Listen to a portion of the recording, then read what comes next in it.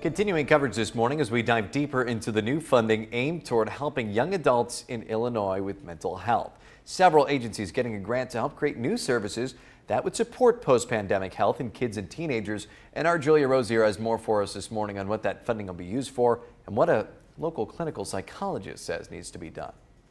Boosting mental health services. That's what state officials are looking to do with a new round of grant funding. Kids are struggling with in a lot of different areas. I think the pandemic had something to do with that. Governor Pritzker and the Illinois Department of Public Health awarded $3.5 million in funding to 19 different agencies to support post-pandemic child and adolescent health. But Moordock says $3.5 million isn't enough money for the state. When you take into consideration our own school district has 13,000 kids approximately, and the surrounding area brings it up to 20,000.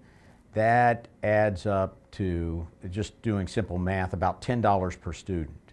So it's sort of like a Band-Aid on a shark bite in some ways. 41% of the grant is awarded to behavioral health treatment centers, 21% to schools, 21% to healthcare groups, 11% to local health departments, and 5% to colleges. Moordock says there is a big need for more mental health services in our state post-pandemic, especially in schools. There's high rates of absenteeism, high rates of violence in the schools in terms of suspensions and such, and kind of an alarmingly low graduation rate.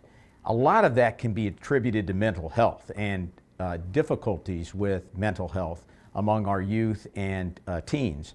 IDPH says this new funding will help enhance services for youths across the state. This is a big problem that, won't be solved easily, but I think partly the focus and the prioritization of public health around these issues and working with local organizations was the priority. Thanks, Julia. That money is part of a $13 million fund. IDPH believes this funding will improve programs all across the state.